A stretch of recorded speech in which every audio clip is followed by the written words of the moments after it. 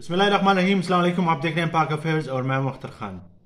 कल हमारे ब्रादर ममालिक तुर्किया में एक बहुत ही अफसोसनाक वाक़या पेश आया। तुर्किया के एक मेन जो सेंट्रल इस्तांबुल है, जो एक मेन शाहराह, जिस तरह हम पाकिस्तान में मरी में माल रोड की जैसी हैसियत है, बिल्कुल वैसे ही जो वहाँ पे उस शाहराह की अहमियत है। इस्तकलाल में जहाँ पर ये ब्लास्ट हुआ है वो बहुत ही दर्दनाक है। उससे 6 लोग जो हैं वो लुक़्मा अजल बन गए और उसके साथ साथ तकरीबन 80 से ज़ायद लोग जो हैं वो उस हादसे में ज़ख्मी हुए। कल से तकरीबन तुर्किया भर में हर चीज़ जितनी भी ऐप्स थी वो डाउन कर दी गई थी और इंटरनेट की जो सर्विसेज है वो भी मुकम्मल तौर पर मुअत्तल कर दी गई थी। हाल ही में हम लोगों का तुर्किया में हम लोगों ने वहाँ पे दौरा किया। वहाँ पर एक मीडिया ट्रेनिंग में हम गए थे। तो जो वहाँ पे ये इस्तकलाल स्ट्रीट है और तकसीम स्क्वायर है, वहाँ पर हम लोग वहाँ पे चहलकदमी भी की, उस जगह को विज़िट भी किया। बहुत ही खूबसूरत वो जगह थी। तो उस जगह जहाँ पे ये कल इस्तकलाल में ये ब्लास्ट हुआ है, तो इसके बाद से वहाँ पे हमारे जो कुछ जाने वाले थे उनसे हमने कल ही मैसेजेस किए थे, उनसे रब्ता करने की कोशिश की थी। तो उनका आज सुबह उनके रिप्लाई आए। तो उनका कहना था कि इंटरनेट जो है वहाँ पे मुकम्मल तौर पर गवर्नमेंट की तरफ से बंद कर दिया गया था। वीपीएन के ज़रिए से जो लोग इंटरनेट इस्तेमाल कर रहे थे, इसके अलावा और कोई ऑप्शन नहीं था।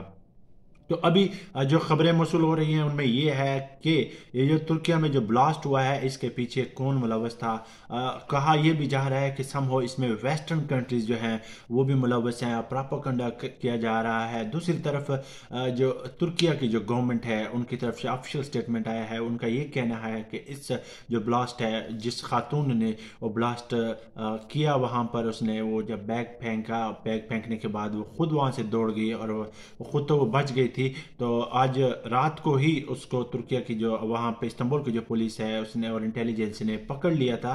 उसका जो ताल्लुक है वो बताया जा रहा है पीकेके बेसिकली एक कुर्दिस्तान वर्कर पार्टी है जो कुर्दिश लोग का तो हम सब लोगों को पता है कि कुर्दिश आर दोज पीपल्स जो इराक, ईरान और तुर्किया के साथ रहते हैं। जो लोग कहते हैं कि हम लोगों को एक सेपरेट एंटिटी चाहिए, हम लोगों को एक अलग मुल्क चाहिए, जैसे उनके जितनी वो जो बाउंड्री लाइंस वो टच करती हैं तुर्किया के जो साउदर्न ईस्टर्न साइड है उसके साथ, और नॉर्दर्न साइड जो इराक है, इसी तरह जो ईरान है उसमें भी कुछ पार्ट इनका है।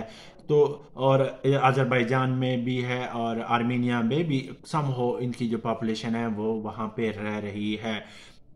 तुर्किया की जानब से स्टेटमेंट दी गई है कि इस समय एक खातून मुलव्वस थी और उस खातून की जो बारे में डिटेल है, उसने कहा कि मुझे हाईली ट्रेन किया गया था पीके के जो कि कुर्दिश वर्कर पार्टी है, उन्होंने मुझे ट्रेन किया था और उसके बाद से उन्होंने मुझे इलीगली मुझे यहाँ पे भेजा।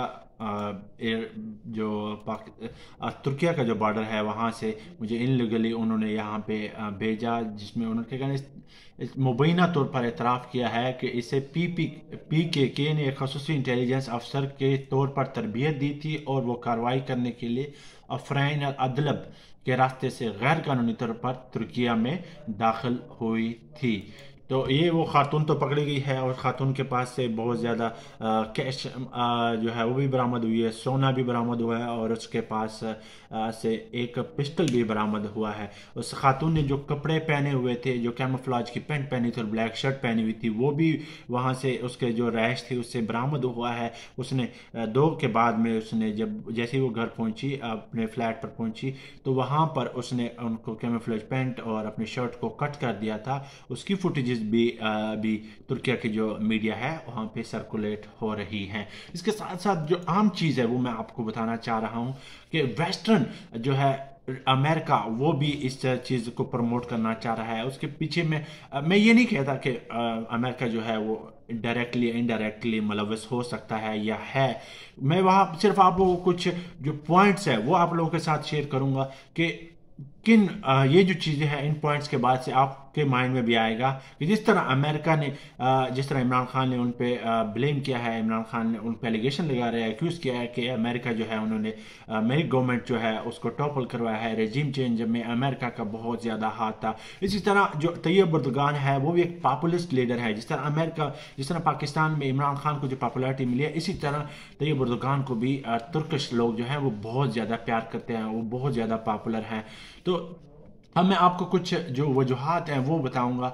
और सबसे पहले मैं आपको थोड़ा न्यूयॉर्क ने एक न्यूयॉर्क टाइम्स वर्ल्ड जो है इन्होंने एक ट्वीट किया था, और उस ट्वीट में वो कैसे जो तुर्क जो टूरिज्म इंडस्ट्री है उसको वो टारगेट कर रहे हैं। उन्होंने न्यूज़ दी है कि 1 of 10s of millions tourists from around the whole world visit Turkey each year. Many spends time in the area where Sunday bomb took place। मतलब कि पूरी दुनिया से लाखों लोग तुर्किया को विज़िट करते हैं, जो इस्तांबुल में आते हैं, ये इस्तकलाल और तकसीम स्क्वायर में यहाँ पर वो चहल कदमी करते हैं, वो इस चीज़ इस जो स्ट्रीट है इसको विज़िट करते हैं, क्योंकि हम खुद वहाँ पे गए हैं।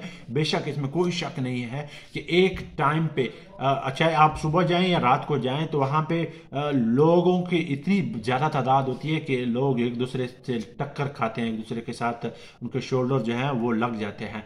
तो इसमें कोई शक नहीं है, वहाँ पे लाखों लोग रोज़ाना के जो रोज़ाना डेली वहाँ पे आते हैं। तो अब वो इससे जो है तुर्किया की जो टूरिज्म इंडस्ट्री है उनको वो टारगेट कर रहे हैं। इसके साथ साथ अगर मैं आपको बताऊं कि 2015 में तुर्किया ने रूस का एक जेट जो था वो सीरिया के जब वो वहाँ पे एंटर हुआ था आईएस के खिलाफ, तो वो तुर्किया की जो टेरिटरी थी उसमें भी वो चला गया था। तो तुर्किया ने फौरन से वो जहाज मार गिराया। उसके बाद से तुर्किया और रशिया के जो ताल्लुकात थे वो काफ़ी बेहतर हुए थे। और तुर्किया जो है उनका तैयब अर्दोगान का ये मानना है कि अब जो वेस्टर्न कंट्रीज है, वेस्टर्न जो एरा है वो ख़त्म हो गया है। अब जो है पोस्ट वेस्टर्न एरा स्टार्ट हो गया है। अब चाइना और रशिया जो है ये इमर्जिंग पावर है, तो उसने अपनी टिल्ट जो है वो चाइना और रशिया की तरफ कर दी है। दो जो तुर्किया है ये जो वहाँ के नेटो का जो मेंबर भी है, उसके बावजूद तुर्किया ने रशिया से S-400 मिसाइल जो टेक्नोलॉजी है वो भी ली है।